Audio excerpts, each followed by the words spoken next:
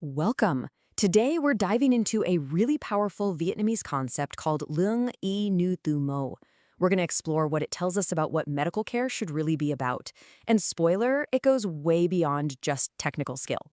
So let's jump right in with this idea. It's basically saying that, yeah, knowing your stuff is crucial, but it's the character, the humanity of the healer that really makes all the difference. And that brings up a huge question for today, right? We have all this amazing technology, these incredible treatments, but what is it that actually makes a patient feel safe, feel like they're in good hands? It's something much deeper than just the science. It's about that core human relationship. To really get this, we've got to look back. I mean, way back. This isn't a new idea. It's a journey that takes us across centuries and cultures. And you'll see they all kind of point to the same thing. You know, you can see this thread running through history. It starts with the ancient Greeks and their famous promise to do no harm. Fast forward to the 18th century, and you have a Vietnamese master physician calling medicine an act of humanity. Then, in the 20th century, President Ho Chi Minh boiled it all down to one simple but incredibly powerful phrase. And here it is. A physician must be like a gentle mother. Just think about that for a second. This completely reframes everything. It means healing isn't just a transaction, a technical service. It's an act of profound compassion. It's about treating someone with the same tenderness you'd give to your own family. Okay, so to really understand how this works today, we need to break down two key concepts. Let's start with the first one, which is the formal set of rules that every single medical professional has to live by. So, you can think of ethics as the head of medicine. These are the black and white rules, the professional standards, patient rights, privacy, all that stuff. It's the blueprint that keeps everyone safe and ensures things are done correctly. All right, so if that's the head, let's talk about the other side of the coin.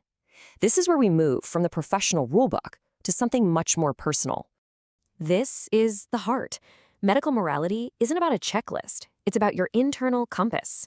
It's the genuine compassion, the empathy, the way you communicate that turns a cold clinical visit into a real human connection.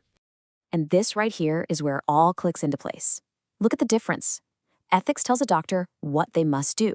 It's the set of rules they have to follow.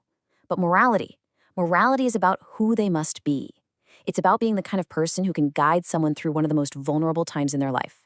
One makes sure you're treated correctly, the other makes sure you feel truly cared for. Now, this all sounds great in theory, right? But applying these principles, well, that's where the rubber meets the road. Because the ideals of medicine often slam right into the harsh realities of our modern healthcare systems. And the pressure is just immense. We're talking about hospitals that are stretched to the breaking point, doctors and nurses dealing with insane expectations, and just no time.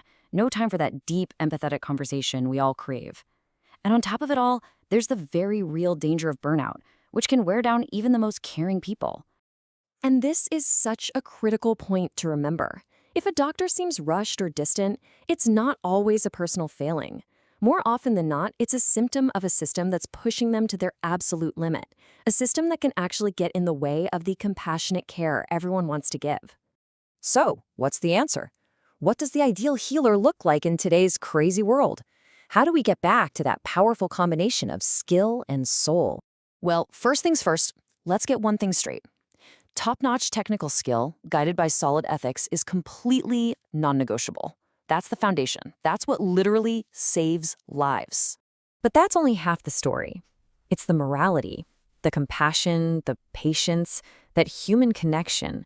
That's what builds the trust you need for real healing. Skill might fix the broken bone, but morality helps heal the person. So you see, it's not a choice. It was never head or heart. The ideal healer brings them both together, seamlessly.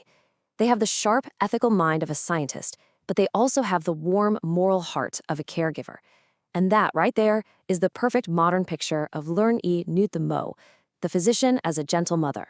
So I'll just leave you with this final thought. When you're at your most vulnerable, what do you really need? A doctor who is technically perfect, or one who makes you feel completely understood? The answer probably isn't simple, and it says a lot about what we all search for in the delicate art of healing.